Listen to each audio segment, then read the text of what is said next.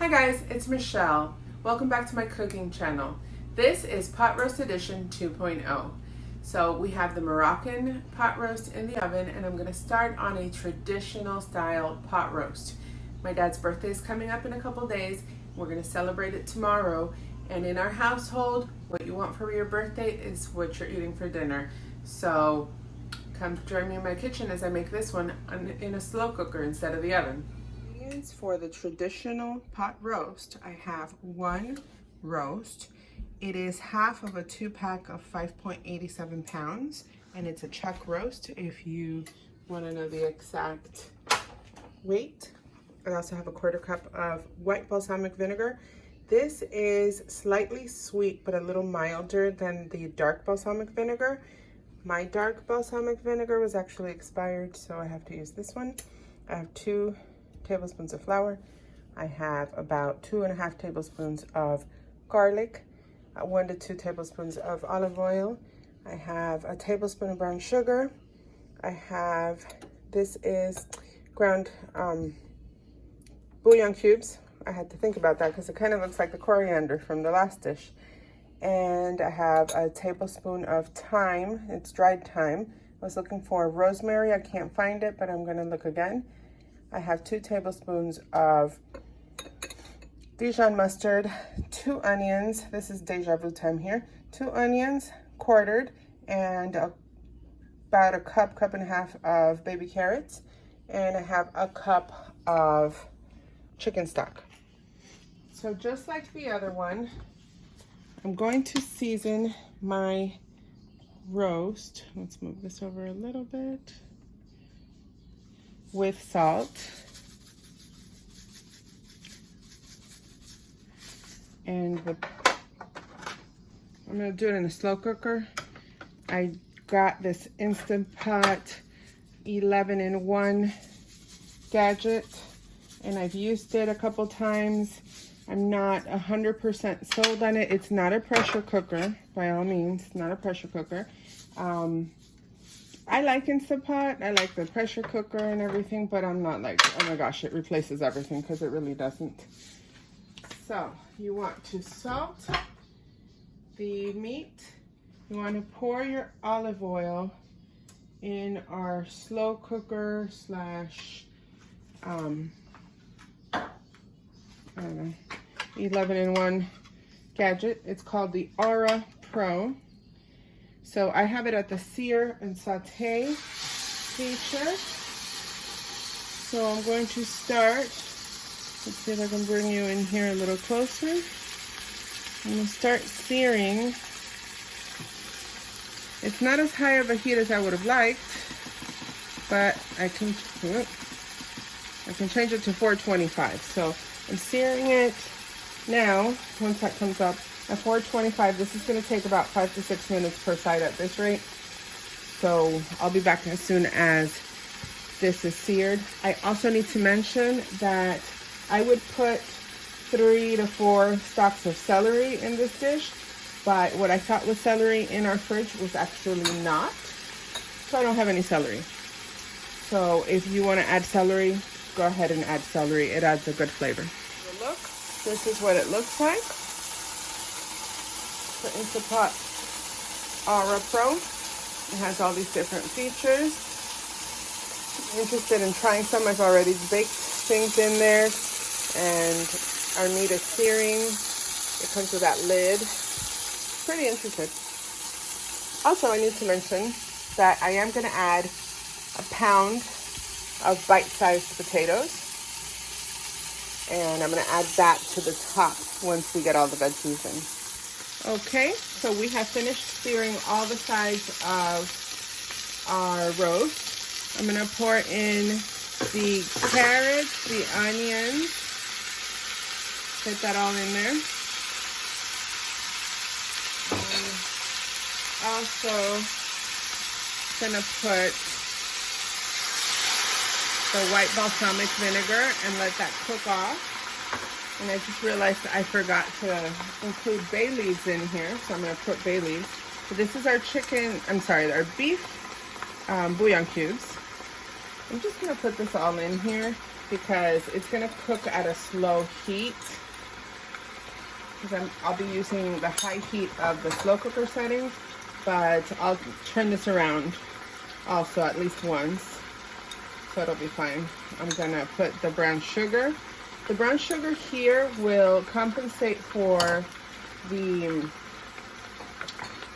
white balsamic vinegar.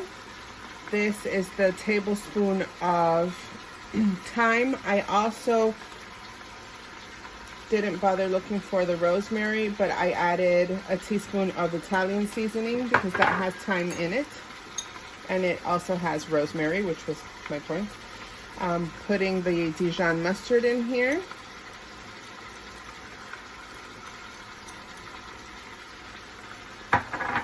I'm putting our very special, important ingredient, garlic. I'm gonna spread this out onto our roast. And to our chicken stock, I'm gonna add the flour. So I'm gonna put the 2 tablespoons of flour in here, and I'm going to mix it up a little bit. I don't wanna get it all over the place, so I'm gonna put it on here and just start mixing it. It doesn't really matter if there's clumps at this point because they'll cook out, since this is going to be cooking for at least 4 hours. You want to set your slow cooker on high for about 4.5 hours, or if you set it on low, it should cook for about 8. So we're going to add this. I'm gonna get a little bit of water to rinse this out, and I'm gonna get our bay leaves, and we'll close this lid and set it to slow cook. Okay, so I'll pour that in here, and let's see here. I'm gonna put, three bay leaves. And what I'm gonna do, since I put all this nice fresh garlic and Dijon mustard and all the spices went on top, I'm going to flip. Look at the nice sear I got from this. It took a little bit, but it got there. So this is halfway covered in liquid, and I think that's fine. You don't need any more. It's not the Instant Pot pressure cooker, so you can add a little bit more, but I'm not going to. We'll leave it just like that. I have set it for 4 hours. I wanted you to get a better look, and now I forgot. I had forgotten the potatoes. So I set it for 4 hours on slow cook on high. So I'm just gonna toss the potatoes right on top. Actually, let's get them in the liquid. This will cook down. These are new potatoes. You know, they're a little harder than the other ones, so this should be able to withstand the long cooking time, but you can always cook your potatoes separately. I wouldn't use russet potatoes if you're putting them in the slow cooker because they have a little bit more water, I think, and they'll cook faster and then disintegrate. So while this is cooking, I'm gonna check on my other roast for the other video, and then we'll come back. We wanna flip it once, you know, while it's cooking. So at about the 2 hour mark, I'm gonna flip it. Now this one has been in here for 2 hours. So remember, you're cooking in a slow cooker on high. So all these potatoes are still raw, and the meat is not completely cooked, but I need to flip it. Look how nice that's getting along. So I'm gonna flip it and put it down. Make sure all those potatoes go into the liquid. At this point, if you think you need a little bit more liquid, you can go ahead and add some. I think I'm gonna add 1/2 cup more of chicken stock. I'm gonna stick it in the microwave though a little, so I don't add it shockingly cold. Since we are cooking slowly, I want the temperature to stay as even as possible in there.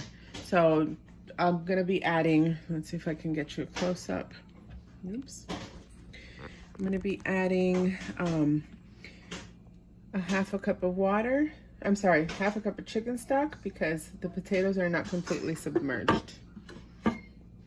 So this one is done as well, and as you can see, the meat is flaking right off. So I'm going to plate this one as well. I should mention that it did sit in the slow cooker for 6 hours. So guys, look at how tender this roast is. It's insane. You don't even need to cut it.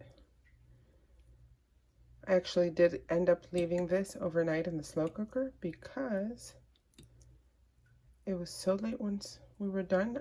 This slow cooker has a keep warm setting, so I just selected the setting and just left it there. And it is now 5 o'clock in the morning. I am about to leave for work, and I'm gonna taste this. Wow, so good. Guys, I'm so excited for my dad to try these for his birthday. Eating it with a little piece of potato. That potato has soaked up all the liquid and flavor. You can taste the sweetness, but it's not like, wow, in your face. It's just like a subtle, like tang from the vinegar as well. Very subtle, very good. I invite you to try this at home. Thanks once again for watching my video. Thanks for cooking with me. If you like this video, go ahead and hit like down below and subscribe to my channel for more recipes. Bon appetit!